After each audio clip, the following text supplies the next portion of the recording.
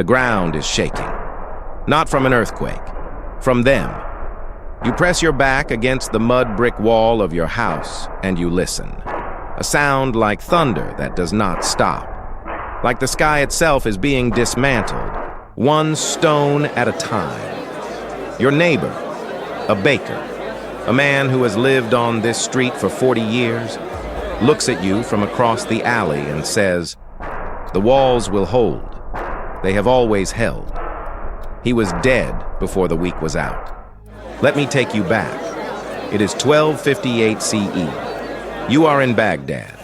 This is, without question, the greatest city in the world.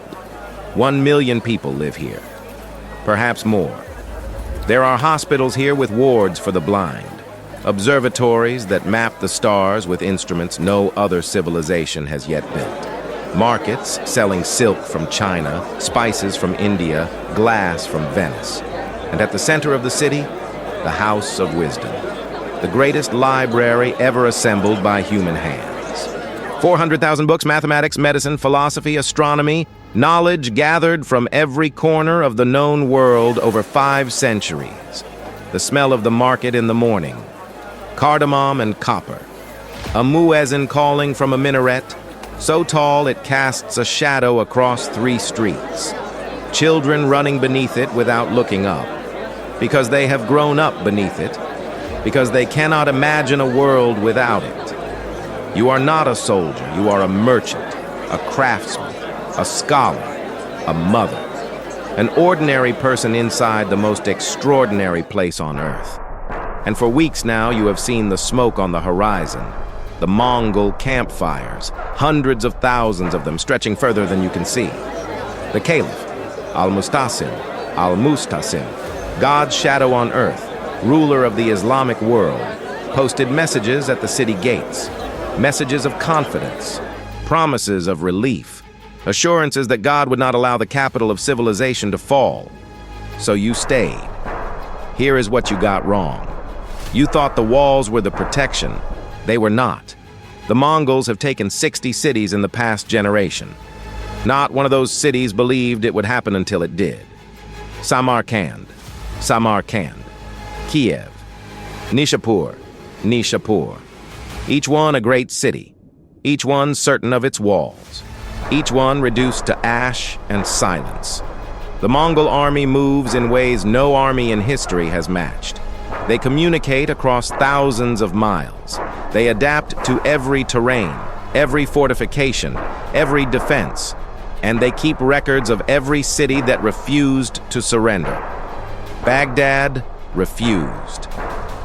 The Caliph received a letter from Hulagu Khan, grandson of Genghis. The letter was not a negotiation. It was a list of cities that had said no, and what happened to them after. The Caliph read it, and then he waited. Here is your first decision, and you need to make it now. The city gates are still open. Barely. To those who can pay.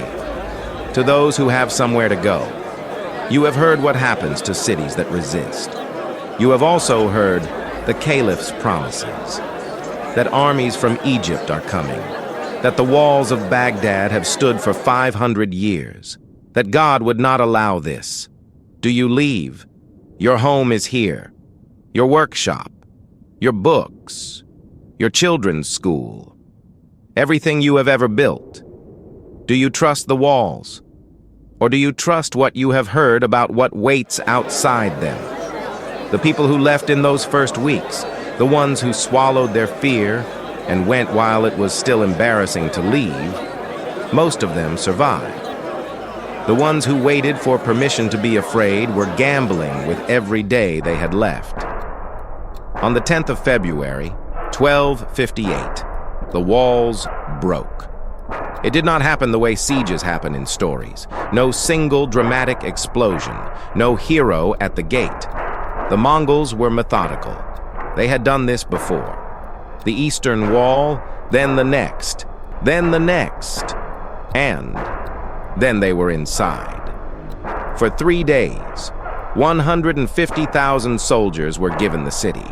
The Caliph sent his treasury as a final gesture: gold, silk, jewels, a mountain of wealth carried to Hulagu's tent in a desperate attempt to surrender what was already lost.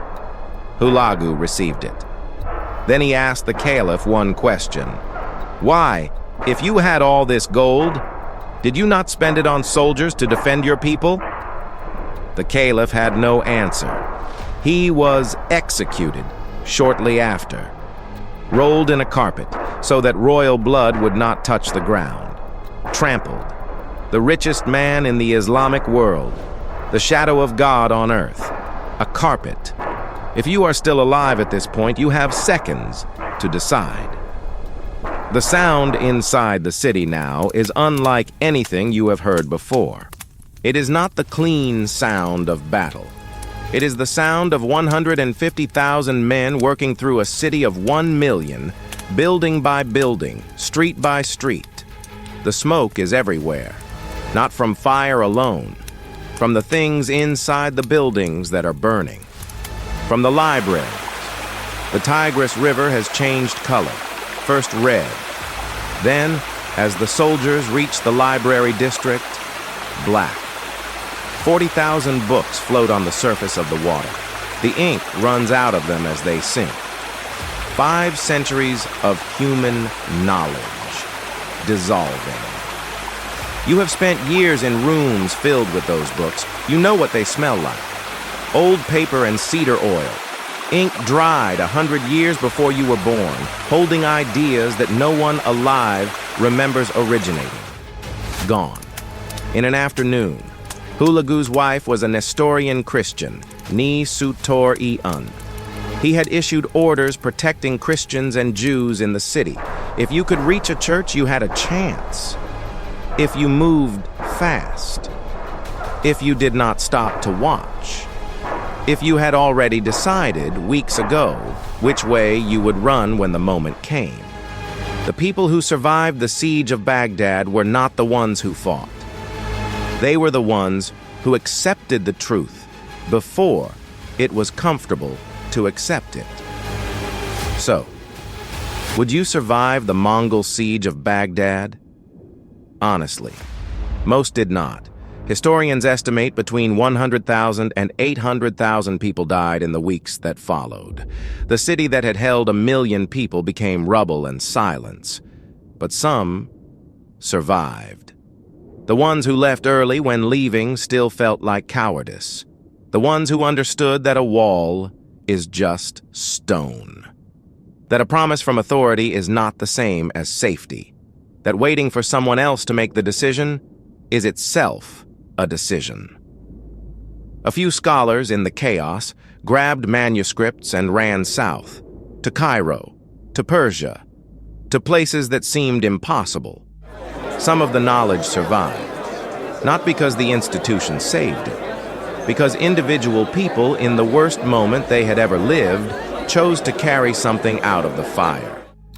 Here is what the Fall of Baghdad teaches us. We build walls, literal ones, and ones inside our minds. Civilizations, systems, beliefs about what cannot happen. The longer those walls stand, the more we confuse their age with their permanence. Baghdad had stood for 500 years. That history did not protect it. It blinded it. The most dangerous thing inside the city was not the Mongols. It was the certainty that they would not get in. The question they leave behind, everywhere they went, is not simply, would you survive? It is, would you know when to stop trusting the walls? Subscribe to TimeSketch, and next week, we go somewhere you cannot build walls at all.